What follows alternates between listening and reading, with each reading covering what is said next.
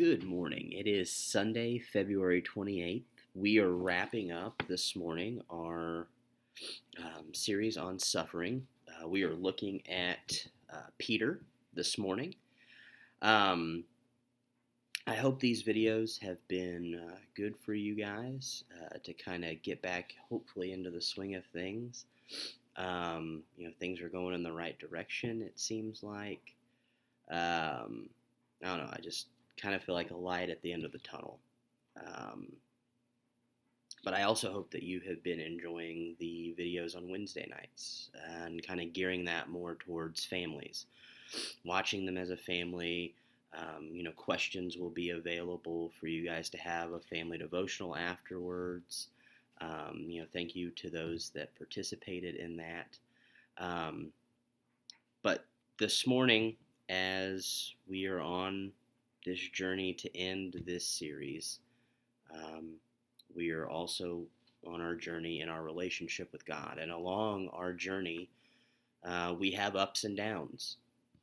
During the last couple of weeks, we have been learning about how we can get back up when life beats us down. And the message has been that the best way to live is to trust in Jesus while you're on your journey. Something that tends to keep us down is that we don't believe Jesus can actually help us. And as a minister, I've had multiple students that I have talked to just tell me how hopeless and stuck they feel like in their journey, in their relationship. And I tell them all basically the same thing. It might be different things, but at the end, it's the same message, and it's that you got to keep your trust in Jesus. But I also know, to be totally honest with you, trusting is a lot easier said than it is done. And some of you have tried to trust in Jesus, but you still get hurt, you still have questions, you still have doubt, you still have worries. And we all have doubt, and we have these trust issues with Jesus at times. And because of that, I believe it's really worth our time to ask the hard questions for ourselves. Because I truly believe trusting Jesus on our journey is the best way to live. But you need to decide for yourself whether or not you're going to trust him. I can't make that for you. Your parents can't make that for you. That's really on you.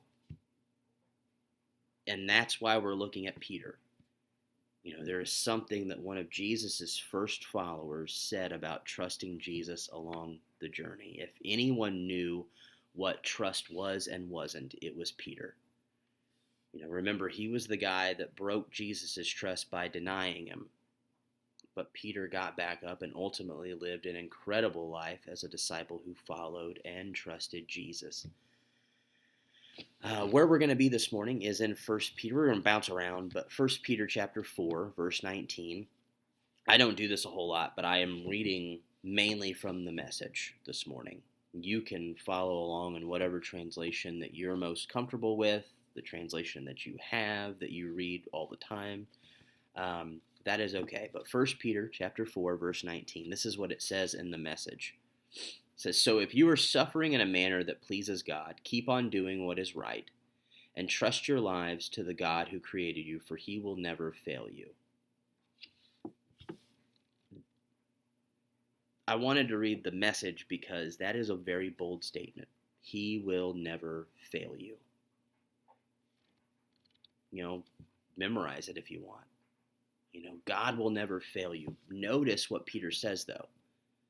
Not failing you, doesn't mean that you're going to avoid all suffering. It means that even though you may suffer, even though there's going to be situations in your life that's going to hurt, with Jesus, you're never going to be defeated. And that's a promise that we can hold on to. And Peter continues by giving us, we're going to look at 4 steps to kind of help us practice this process of trusting in Jesus. And the first is we have to humble ourselves. Because a few verses later, Peter says this in 1 Peter chapter 5, verse 6. Again, I'm reading from the Message. It says, "Humble yourselves, therefore, under the mighty hand of God, so that at the proper time he may exalt you." To me, it's very interesting that a key to getting up is actually to get down on your knees. And so I have a question that I want to ask you. Just think of it. I mean, we're on a video, so you can't talk to me anyways. But how often do you do things your own way instead of God's way?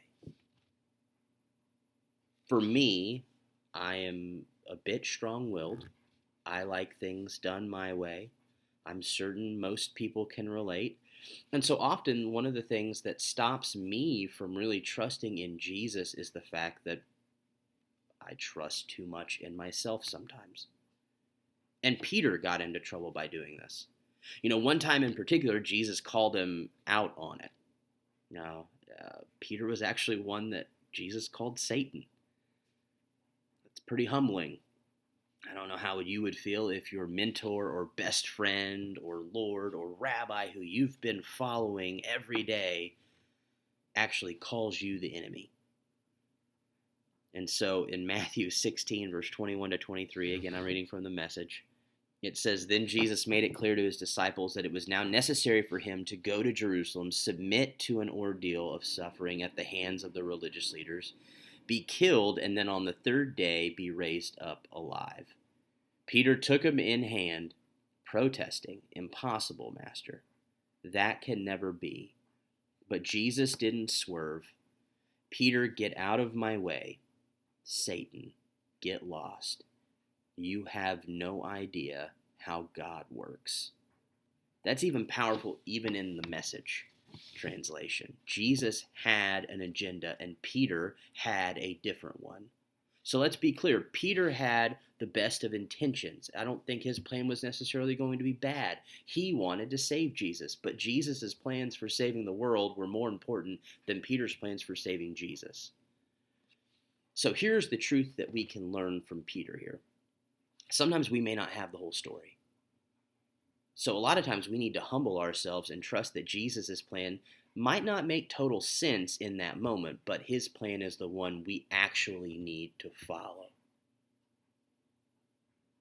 Think of it like this. We all have umbrellas that work. In fact, the whole point of them is to keep you underneath their covering so that we can be protected from the storm up above. Until you humble yourself and move underneath its covering, you're not going to be protected. And the same is true for your relationship with Jesus. You need to get underneath his covering, or you're going to get rained on, and life will continue beating you down. Trust Jesus on your journey. Humble yourself and trust that his plans are far better than the plans that you have. And Peter continued by teaching us the second thing we need to do, and that's practice the process of trusting in Jesus. And that is this: give Jesus your anxieties. I think anxiety is through the roof right now. Even I struggle with anxiety. I struggled with anxiety before, but definitely now. But I'm going to read 1 Peter 5:6 again. It says, "Humble yourselves, therefore, under the mighty hand of God, so that at the proper time he may exalt you, casting all your anxieties on him, because he cares for you." God actually cares for you. There's a lie. A lot of times we often believe that Jesus doesn't actually care about me. He may care about others. In fact, you've probably heard stories of Jesus taking care of other people, but when it comes to me or when it comes to us, if he really cared, he would have helped us. I don't know if you've ever been there. Sometimes we get so focused on what's going on in our life, we get so focused on our pain that we miss how God was actually at work in our lives in a greater capacity. Peter experienced this when he got distracted. And in that moment that we're about to read, I'm sure it felt like Jesus failed him. This story is very popular. He was on a boat in the middle of a storm. He sees Jesus coming up, walking on water. The disciples are all freaking out, but Peter, in his passion and possibly some ignorance, asked Jesus if he could walk out to him. And in Matthew 14, verse 28, Peter, suddenly bold, said, "Master, if it's really you, call me to come to you on the water." He said, "Come ahead." Jumping out of the boat, Peter walked on the water to Jesus. I think we read this story so much that we gloss over it really quickly. And there's much in this story to unpack that we don't have time for. But Jesus walking on water is a way of saying that he has authority over the enemy. And by inviting Peter out on the water, Jesus is saying, you have this authority through me. However, in the next verse, we see Peter sink and get wet. Now it would be easy for Peter to complain and say, God, you failed me. You told me to come out to you. Why did you let me drown? But read the rest of the story carefully. In verse 30 and 31 of Matthew 14, it says, but when he looked down at the waves churning beneath his feet, he lost his nerve and started to sink. He cried, Master, save me. Jesus didn't hesitate. He reached down and grabbed his hand. Then he said, faint heart, what got into you? That's not normally what we read. This translation's a little different, but I want you to hear it from a different translation. Peter lost sight of Jesus, and the storms of life came crashing in. The real key here is not Peter's actions, it's Jesus' actions. Peter cried out, help me, and as it says in this translation, Jesus did not hesitate. That's really what I want to focus on tonight or this morning. This is our message. Jesus allowed Peter to experience suffering, but he wasn't defeated. Jesus invited Peter to come out so that Peter could learn and experience how to conquer any attack that the enemy might be focusing on. And you do it by focusing on Jesus. Jesus didn't fail Peter. And here's the thing. If Jesus isn't going to fail Peter, he's not going to fail us. What the enemy tried to use for bad, Jesus was able to use for Peter's good. And Jesus will do the same for you. And it may feel like Jesus has failed you.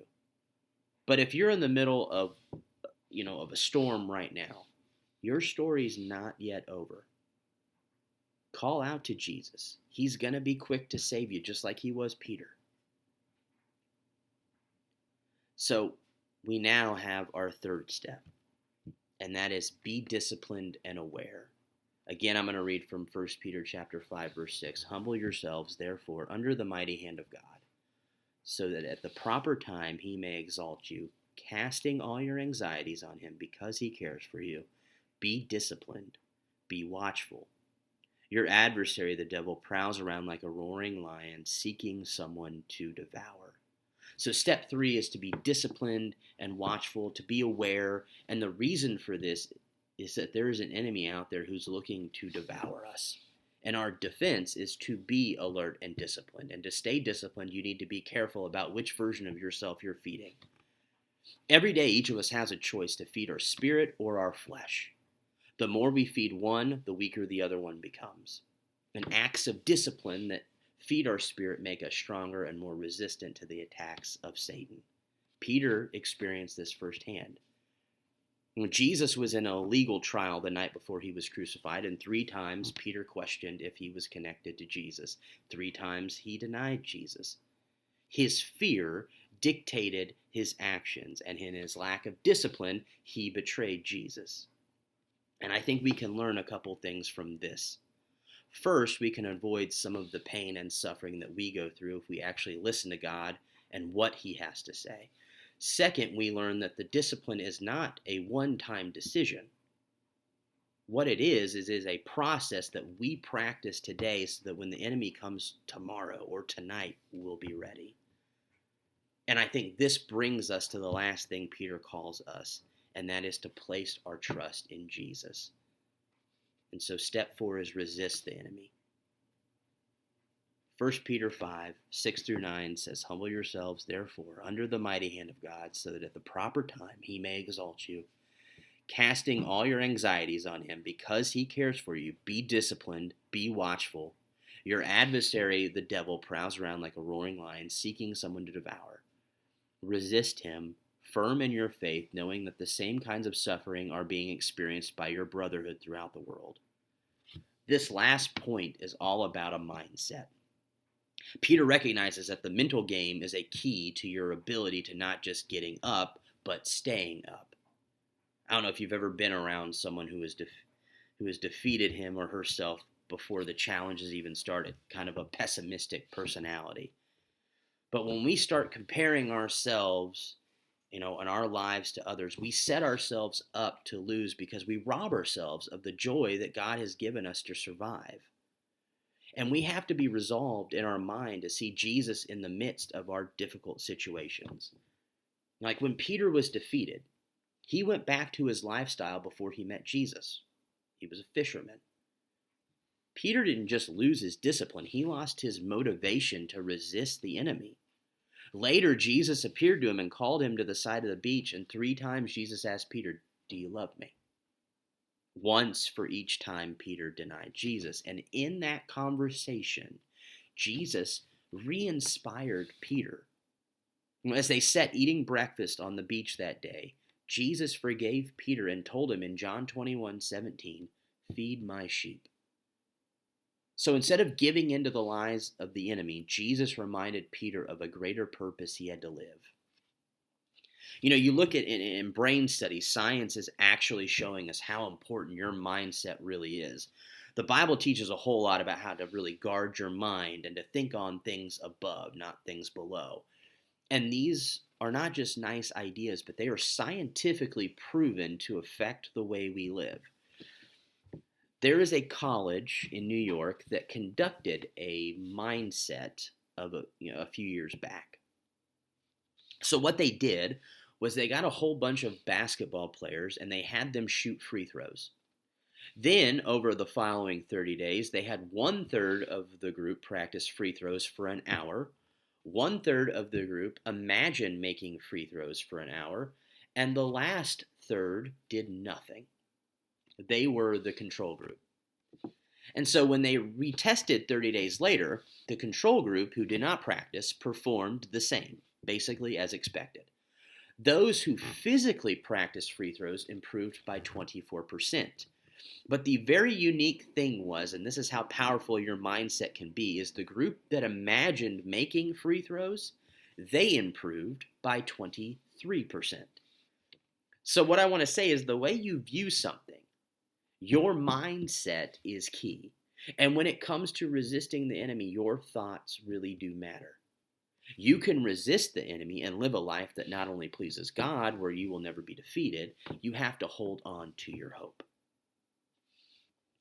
So, humble yourself. Give Jesus your anxieties. Be disciplined and aware. And resist the enemy.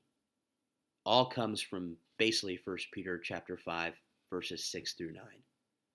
These are the steps that Peter outlines that will help you get back up and be victorious when life is trying to beat you down. So here's the final promise I want to kind of close with that we are given in this passage, and it comes in 1 Peter chapter 5, verse 10. It says, "And after you have suffered a little while, the God of all grace, who has called you to his eternal glory in Christ, will himself restore, confirm, strengthen, and establish you." So at some point, the suffering that we all go through will pass, and God will give you what no one else can, and that is a hope and a future. Remember the main message from this morning: Jesus will never fail you. Let that be your life's motto. To trust Jesus along your journey. I look forward to seeing all of you again next week as we will look into a new series. I'm going to kind of let that be a surprise. You'll know as soon as you're watching next week kind of what we're going to be talking about. But I do look forward to seeing anyone who comes and worships in person. The plan still is on Easter Sunday, April 4th, is when we're going to have our first in-person class again. At least that's of right now. I'll let you know if that changes. But until then, we're going to keep pushing out these videos on Sunday mornings, but also the family devotionals on Wednesday nights. So again, there's a lot to look at and look forward to, and I hope to see you guys again.